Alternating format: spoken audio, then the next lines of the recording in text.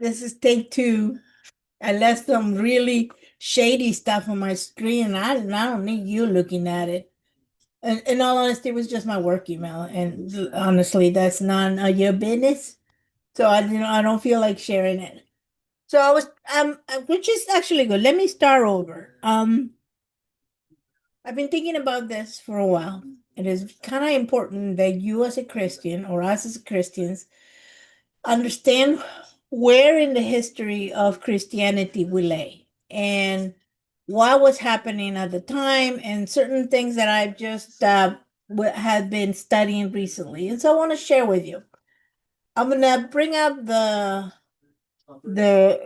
this is one of those things that was brought into my mind because I just did a video not that long ago about how I changed my mind regarding the fact that the book of Genesis does not really talk about the beginning of humanity. It talks about the beginning of the time when God came into covenant with humanity. Okay, so I want to share something with you. I'm going to share my screen again. This time, I think I do. You can. Yep, you can see it. Okay, perfect. There you go. Now, let me see if I can zoom out or zoom in a little bit. Yeah. So, a lot of people believe that starting in Genesis is where humanity starts. That we have a 6-day creation.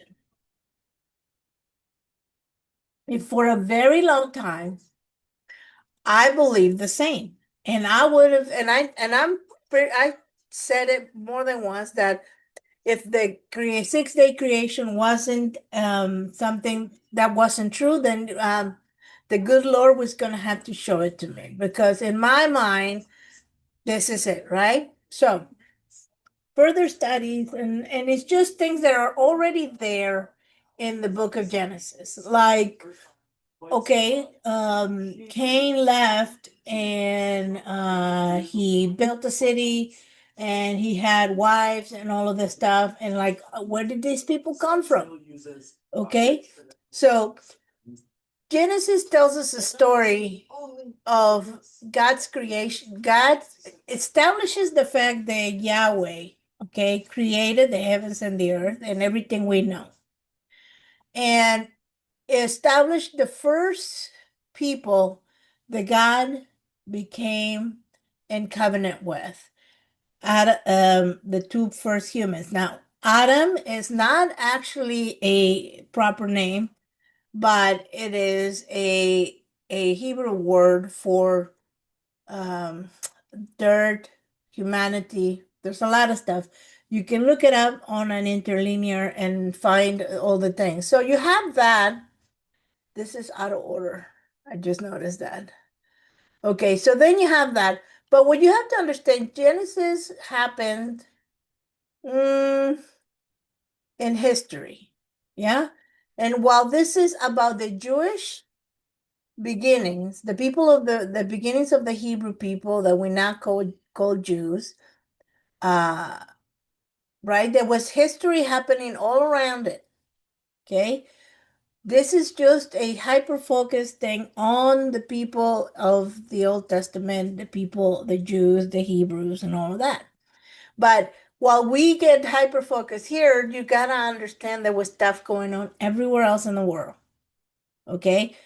So you have the creation of the covenant, and this is the story of how God took a group of people, gave them the law here in Exodus, and uh, brought them through history for what purpose? For the purpose of salvation, right? But and then we could go for hours on what salvation really is, but there was a purpose, and it's. I think I like the phrase that the Bible Projects uses. We believe that the Bible is a unified story that leads to Jesus. Okay. So what is the point? I'm trying to get at a certain point. So you have the history of the Jewish people. You have your patriarchs here. Then you have Exodus, the giving of the law, the entry into the land. This thing is out of order. I can see that right now. I think he used a different order. Okay, so you have your Chronicles, Kings, all of that, Judges, Esther. It's all the books of the Bible, and they have a certain history, right? They tell you the history of the Jewish people. And if while we're reading through the prophets, here's the interesting story. Here's the interesting part. In Exodus and Leviticus and Deuteronomy and Numbers, God gives the Israelites uh, the law, right? And they're the ones that are the keepers of the law of the oracles of God. But if you read the prophets, which a lot of people skip the prophets, the prophets tell you that God expected behavior, moral behavior from them, as much as those that he gave the law to. So it is it just brings to mind that there's something intrinsically that God gave us that tells us what a moral behavior is. It is already in you, and we call it the Holy Spirit, like I said before, and some people call it a conscience. Either way, you know when you're doing wrong. Okay. Genesis is not the beginning of all human history, is the beginning of the covenant. And here's another thing. So you got that. And if you have if you have your Protestant Bible, somewhere around the where is it, Malachi, it ends, right? And it ends 400 years before the coming of Jesus Christ. But what you don't know, there's a lot of history there, okay, of the Jewish people, of everybody that Christians are not made to know about it because it's inconvenient, because then you have to really explain what's going on. Who knows? Okay, so let me move over. I want to move over this way, but it won't let me. So you have that, and I want to go here because this is important. Um, so for each book of the Bible, especially the Old Testament, there's history happening around it. They were farmers, goat herders. They had a life that was really difficult. No grocery stores. Rain was very, you only got like the early rains, what they call the early rains, so that you could plant your crops, and the later rains. So, I mean, it was it was not a good, it was not a good life. Okay, so okay, I figured out how to move. So when you have a lot of history that we don't know about, at least if you're more of the Protestant tradition, but it's important that you find out, okay? Because what happens is just like today in history, and our cultural environment colors everything we do and say, okay? And so by the time you get to the New Testament, the life of Jesus, the Jewish people, not all of them came back from the exile. They were spread out over what they knew, all over what they knew, what they called the known land, what they call the earth. Okay. So you have these people they just came, they have been very Hellenized, and that just means that they learned Greek. They adopted some of the Greek customs. The philosophers and all of that, they were part of their environment, and so you have a lot of cross contamination, for lack of a better word, of what the Jews believe of the first century and the other cultures around them. Well, I'm trying to get to a point, but I'll get to it. So you have Jesus coming in the first century, and the Gospels narrate his ministry. Okay. And then in the book of Acts, we're told what happens after that, right? After Jesus ascended, we get a story of what's going on. And I would say that if you would really need to get very, very familiar with the book of Acts. Because in it, you will see that by even at this time, Jesus, now, I have read a lot of people, and I've seen some people that say that all of this stuff was written after the first century. And what I want to tell you is, I you have to use your own common sense. Why would they wait that long to write everything? Now, we might have manuscripts that can be dated to a certain date, but that does not mean that we don't have any of the original manuscripts. None of those. So who knows when they were written? Okay. So, but why would you wait that long? Especially if you got to read analytically. There's a real sense of urgency throughout the entire New Testament. Okay, so you have the book of Acts, and it tells you one crucial thing that I wanted that was my point for today. By the time we get to the book of Acts, people were already distorting the message. There were already divisions between what we would call Christians and Jews. But what I want you to realize that a lot of the people that were converted to the way would not have considered themselves Christians. The word Christian was used two times in the New Testament, and in both times were used in a derogatory way. For them, being a follower of Jesus Christ, a disciple of Jesus Christ, was a subset of the Jewish religion. Okay?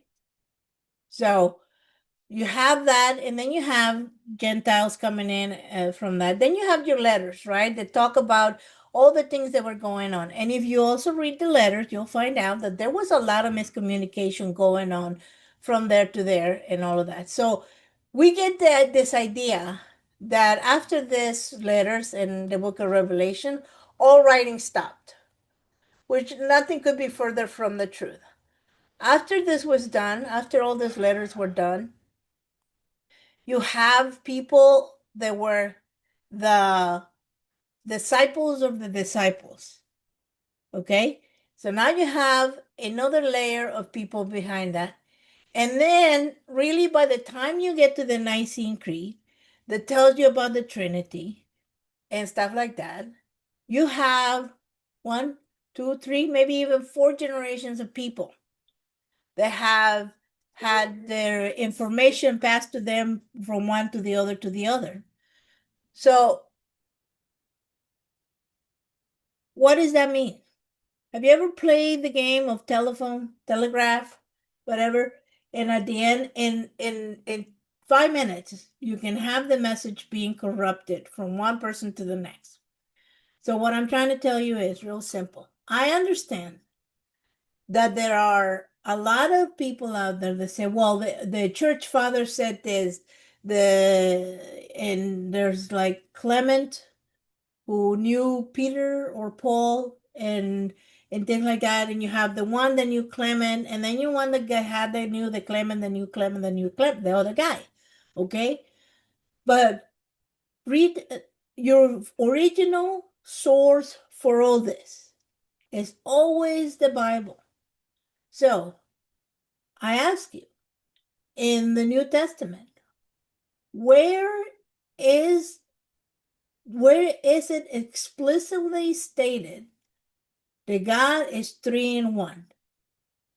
Where is explicitly stated that God is three persons of one unit, or however you want to say it?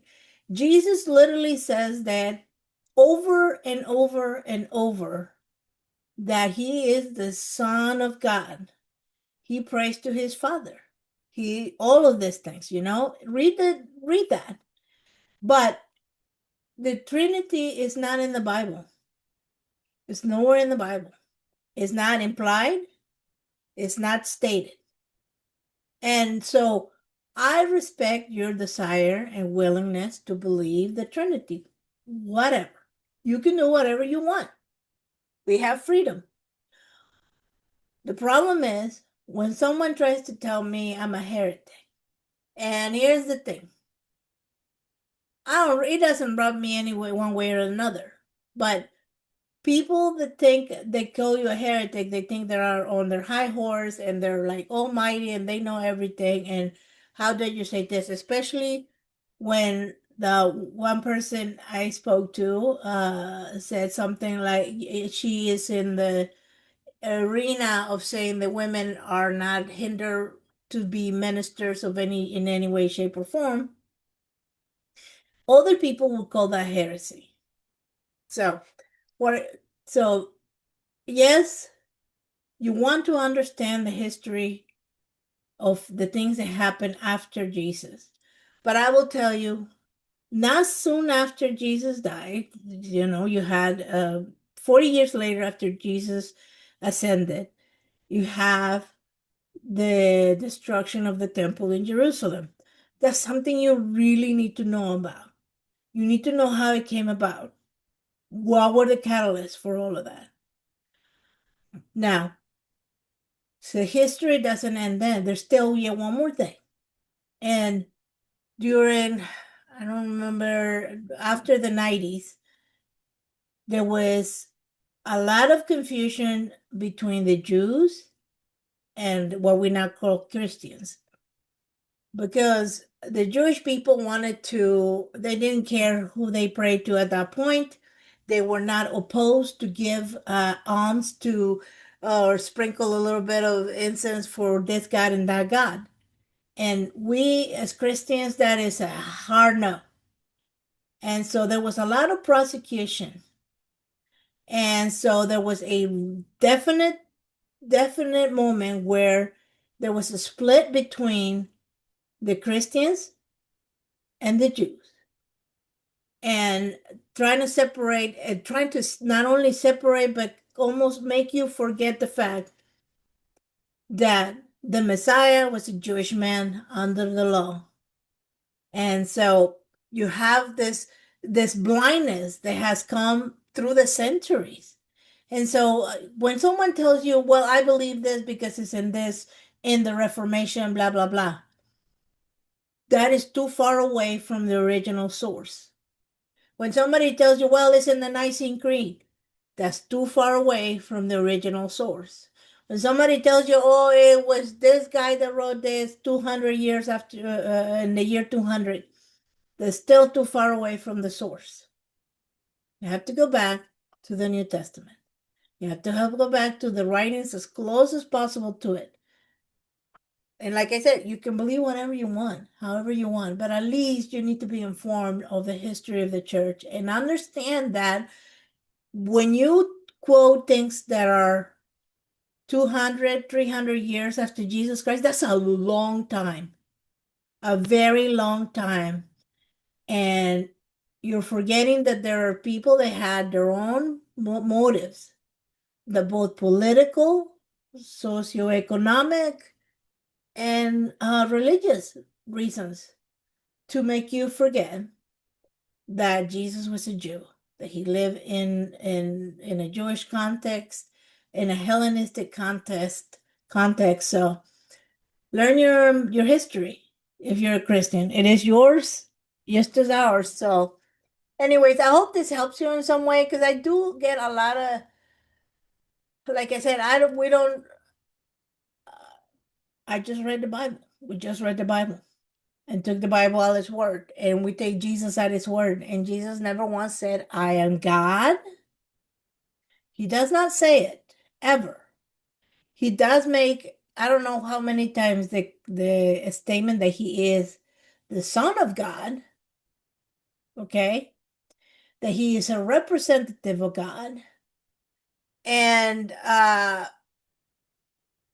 the Holy Spirit is actually God's force that is manifested in our humanity and stuff. But uh don't take everybody at their word, because the information that you're getting from some just because someone is really good at one thing, deciphering one thing of the Bible, does not mean that they're really good at all of them.